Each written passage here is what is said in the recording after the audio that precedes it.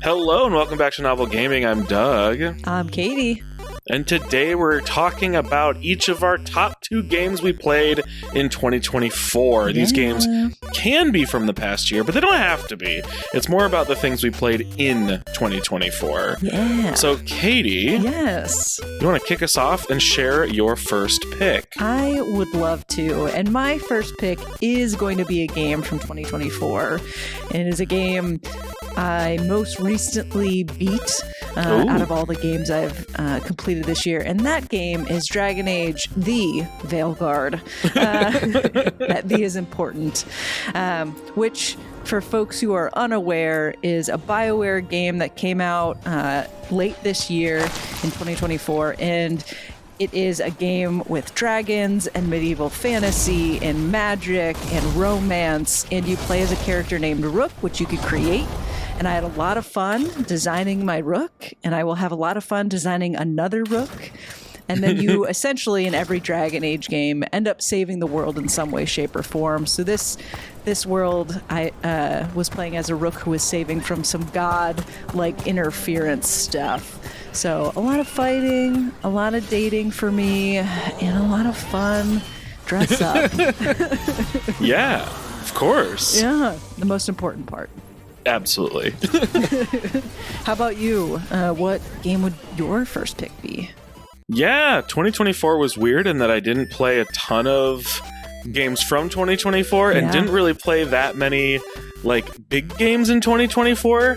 So the 2 that I brought are both games from this year, but they're both short, and they stuck with me because they're both charming. So my first pick is Thank Goodness You're Here, which is a short little adventure game. I think it's like a 3-hour game, developed by Coal Supper, where you play this little salesman, teeny tiny little salesman who gets sent to a town and can't actually do his salesman thing because the mayor's in a meeting. So he wanders around the town and ends up getting roped into doing all kinds of favors for the villagers. And none of the favors are normal things. They're all weird things.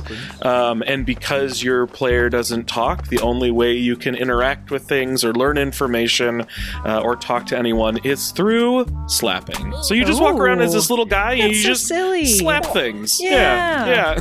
That's so fun. Yeah, it's a lot of fun. One favor leads to the next, which leads to the next. So you're just kind of on this constant chain of these weird, bizarre favors. The Thank Goodness You're Here makes a lot of sense in context of what the game is. Oh, thanks goodness you're here. Help me with this thing. Yeah, exactly. Amazing. Exactly. And then you slap them to say yes. Yeah, totally. Amazing. Well, what's your second pick? Yeah, my second pick is not from this year. It is a game. It's not like it came out super long ago. It came out in 2023. And it's a little action-adventure game where you play as a young girl named Chia. And the game is named Chia. Yeah. And in this game, this is the game if folks haven't seen a lot of it, but you've maybe seen, it's where you possess different creatures. Like you could possess a bird and fly around as the bird. You could possess a shark. You could possess a cat. You can't possess humans, so there are boundaries as to what you can or cannot possess. But that's a mechanic of the game where you can use it to move around. And it's a very cute looking game, but it has some dark things happening in it where I was like, oh, this is cute, and I was like, oh no. So looks can be deceiving, and they are in this case. It's got some twists and turns that I was not expecting, but fully enjoyed. There's a lot of good music in there. There's some pretty relaxing water travel you can do. And it's a beautiful game too, and it really is made by a small team of a specific culture. Spoiler alert, we're going to plug a podcast where we talk more about this. And in the podcast episode, I forgot to look up the name of the culture that the game is inspired by and that the people come from and worked with in order to make sure they were doing things justice. And I looked it up for this video, and it is inspired by a place called New Caledonia, and that's where Awaseb Games, who created this, is from. And so they worked again with like local talent to play the music and voice act and all that kind of stuff. So it's really cool that they are intentional about it. It's fun in a lot of different ways and a good game. And I think Vicky, our co-founder, sometimes co-host, recommended it to me, and I think because we both played it, we kind of got you to do it at some point in the future. Yeah. It's very high on my list for 2025 because of how highly both of you have spoken about it. I'm so excited for you to play. Me too. I'm excited to play it as well. Yeah. What's your second pick? Yeah, my second pick, another very sort of like charming one, although you can kind of play it endlessly if you want to. It's called Minami Lane, and it is, it's developed by Doot and Blip Bloop, which I think are just Great like name. 2 people. Yep. And it's sort of like a cozy management game meets a puzzle game. So you have like a little street that you sort of develop with homes and shops and parks and various little things just on one side of the street. But you have people coming and going to the shops and homes and stuff.